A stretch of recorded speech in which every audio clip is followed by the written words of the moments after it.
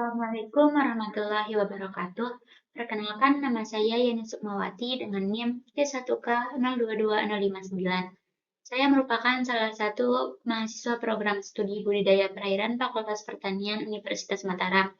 Adapun tujuan dari pembuatan video review jurnal ilmiah ini yaitu untuk memenuhi salah satu tugas mata kuliah teknologi pembenihan ikan. Dan apabila nantinya saya memilih penelitian di bidang pembenihan ikan, maka jurnal ilmiah yang saya review ini dapat saya gunakan sebagai rujukan dalam melakukan penelitian di dalam bidang pembenihan ikan. Adapun judul jurnal ilmiah yang saya gunakan yaitu maskulinisasi ikan lele sangkuriang Calarias gariepinus menggunakan air kelapa dengan lama perendaman yang berbeda. Jurnal ilmiah ini ditulis oleh Nugraha Pindayani dan Madinawati 2022.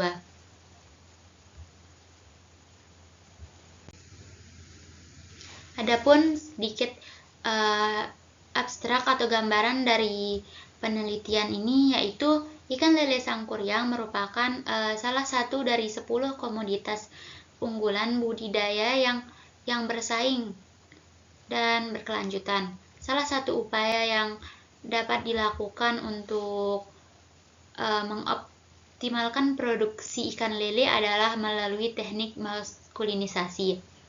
Penelitian ini bertujuan untuk mengetahui pengaruh penggunaan air kelapa dengan lama perendaman yang berbeda terhadap maskulinisasi ikan lele.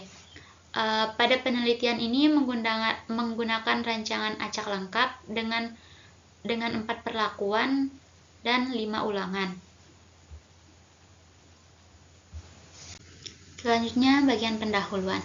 Ikan lele sangkuriang Calarias gariepinus merupakan komoditas ikan air tawar yang dihasilkan dari persilangan balik antara ikan lele dumbo generasi kedua dengan ikan lele dumbo jantan generasi ke-6 yang telah dikembangkan oleh Balai Besar Pengembangan Budidaya Air Tawar Sukabumi pada tahun 2012. Selanjutnya, maskulinisasi. Maskulinisasi merupakan salah satu metode sekrepersal, yaitu mengembalikan arah pengembangan kelamin menjadi berlawanan dari sebelumnya berkelamin betina menjadi kelamin jantan. Maskulinisasi ini dilakukan untuk memperoleh betina ikan jantan yang unggul, karena dalam perkembangannya, benih ikan lele jantan memiliki keunggulan yang tidak dimiliki oleh lele betina, yaitu pada pertumbuhannya yang lebih cepat dan masa panennya yang lebih singkat. Sedangkan pada ikan lele betina, sebagian besar energinya itu digunakan untuk bereproduksi daripada untuk pertumbuhan.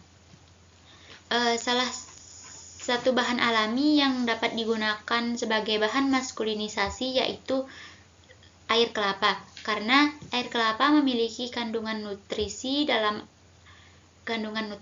Di dalam air kelapa, nutrisi yang dikandung relatif lengkap, khususnya kandungan kalium yang mencapai 250-312 gram per 100 gram. Adapun tujuan dari penelitian ini yaitu untuk mengetahui pengaruh penggunaan air kelapa dengan lama perendaman yang berbeda terhadap maskulinisasi ikan lele sangkuriang Calarias gariepinus. Metode yang digunakan dalam penelitian ini yaitu menggunakan rancangan acak lengkap dengan 4 perlakuan dan 5 ulangan, yang meliputi perlakuan A sebagai kontrol, perlakuan B dengan lama perendaman selama 8 jam, perlakuan C dengan lama perendaman 10 jam, dan perlakuan D dengan lama perendaman 12 jam. Berdasarkan hasil identifikasi kelamin yang telah dilakukan secara pengamatan morfologi, diperoleh hasil tertinggi yaitu pada perlakuan C dengan perendaman selama 10 jam sebesar 82,59%. Kemudian perlakuan A atau kontrol sebesar 69,16%. Perlakuan B, perendaman selama 8 jam sebesar 67,31%, dan yang terendah pada perlakuan D dengan lama perendaman 12 jam sebesar 52,49%. Berdasarkan hasil penelitian ini bahwa perlakuan C, perendaman selama 10 jam menghasilkan persentase ikan jantan tertinggi, yaitu 82,59% dibanding dengan perlakuan lainnya.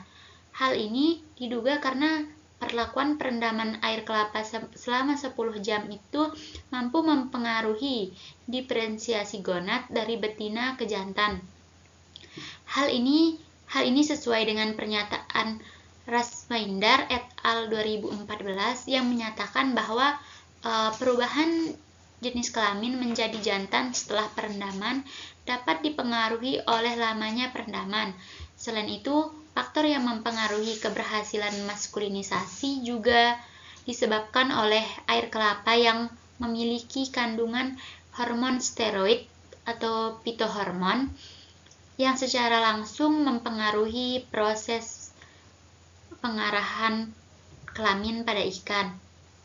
Sedangkan persentase kelamin jantan pada ikan lele sangkuriang terendah diperoleh pada perlakuan D dengan lama perendaman selama 12 jam, yaitu sebesar 52,49%. Perlakuan ini menunjukkan bahwa kemampuan ikan lele dengan lama perendaman 12 jam tidak bekerja secara optimal dalam proses maskulinisasi ikan lele sangkuriang. Menurut Mas Parawindarta et al. 2015, perendaman air kelapa yang terlalu lama membuat kualitas air memburuk, sehingga membuat kualitas air pada media pemeliharaan kurang optimal. Air pada media perendaman menjadi keruh dan berbau, sehingga membuat kadar amoniak di dalam media perendaman menjadi tinggi.